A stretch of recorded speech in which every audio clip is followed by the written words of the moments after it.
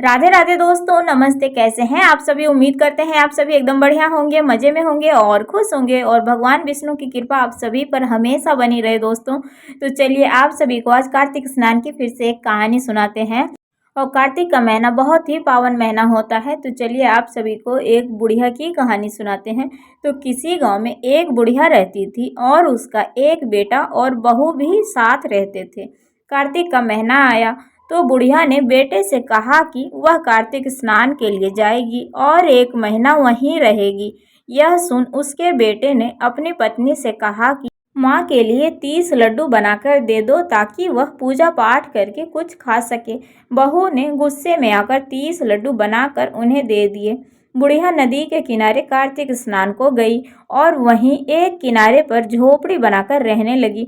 बुढ़िया रोज सवेरे उठकर स्नान करती और जैसे ही एक लड्डू निकाल कर वो खाने लगती तो हनुमान जी बंदर के रूप में आते तो बुढ़िया वह लड्डू खुशी से बंदर को दे देती थी।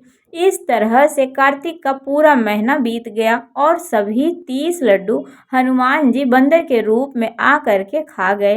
कार्तिक का महीना समाप्त होने पर बुढ़िया वापस जाने को तैयार हुई तो हनुमान जी प्रकट हो गए और उन्होंने बुढ़िया को उस कुटिया की जगह पर एक आलीशान महल बनवा दिया।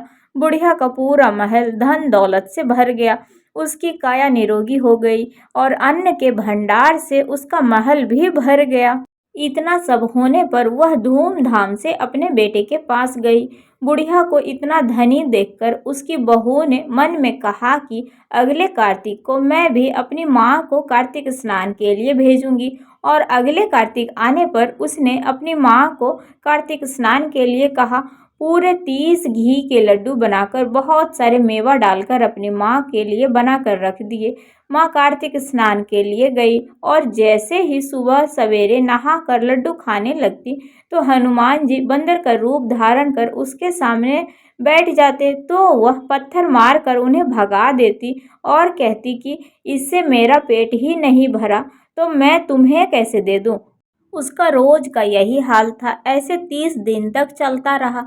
कार्तिक का महीना समाप्त होने को आया तो हनुमान जी फिर से प्रकट हुए और उन्होंने बहू की माँ की कुटिया को कूड़े कचरे में बदल दिया और माँ को डकूर बना दिया। कार्तिक का महीना समाप्त होने पर बहू ने भी अपने पति से कहा कि कार्तिक का महीना खत्म हो गया है, आप मेरी माँ को बाजे गाजे के साथ लेकर आ जाओ। लड़का अपनी सास को बाजे गाजे के साथ लेने गया तो वहाँ देखता है कि कुटिया की जगह कूड़े कचड़े का ढेर लगा है और उसकी सास डुकर बनकर बैठी है। लड़के को देख हनुमान जी प्रकट हुए और बोले कि बेटा, तुम्हारी माँ ने सच्चे मन से कार्तिक का स्नान किया है और पूजा पाठ भी किया है, इसलिए तुम्हारी माँ पर कार्तिक देवता का आशीर्वाद बरसा। लेकिन तुम्हारी सास ने पापी मन से यह कार्य को किया है, इसलिए कार्तिक देवता इनसे नाराज हुए जिनसे यह डूकर बन गई है। कहानी के बाद हाथ जोड़कर कहना चाहिए कि हे कार्तिक देवता, जैसे आप लड़के की माँ पर बरसे हैं वैसे आप सभी पर बरसना और सबकी दुखों को दूर करना। तो कार्तिक के महीने में जो भी लोग सच्चे मन से पूजा पाठ करते हैं उनकी हर एक मनोकामनाएं पूर्ण होती है और भगवान विष्णु की कृपा सदैव उन पर बनी रहती है। तो दोस्तों कहानी कुछ इस प्रकार से थी। कैसी लगी आप सभी को? अगर अच्छी लगी हो तो प्लीज़ आप सभी वीडियो को लाइक कर दीजिएगा और चैनल पर जो भी नए आते हैं तो सब्सक्राइब कर लीजिएगा। और दोस्तों कल से छठ पूजा शुरू हो जा रही है जो कि बहुत ही बड़ा पर्व होता है और बहुत ही पावन तरीके से इसे किया जाता है। और ये पर्व ज़्यादातर बिहार झारखंड सब में ही किया जाता है और हमारे घर में भी ये पर्व होता है, हमारी सासू माँ करती हैं। तो ये पर्व में कल से नहाय खाय हो जाएगा, परसों खरना होगा, फिर षष्ठी के दिन पहली अर्घ होता है जिसको कि संध्या अर्घ भी बोला जाता है और फिर उसके दूसरे दिन सप्तमी को सूर्य देवता को सुबह का अर्घ पड़ता है, उसके बाद जाके निस्तार हो जाता है, उसी दिन पारण किया जाता है।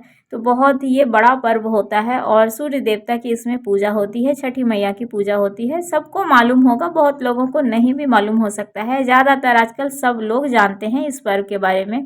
तो दोस्तों आप सभी को छठ पर्व की भी ढेर सारी शुभकामनाएं। और चलिए इस वीडियो को भी यहीं पे एंड करते हैं, फिर छठ पूजा की कहानी आप सभी को फिर से अगले वीडियो में सुनाएंगे। तो चलिए ये वीडियो को यहीं पे एंड करते हैं, मिलते हैं दूसरे वीडियो में, तब तक के लिए बाय बाय, राधे राधे, हर हर महादेव।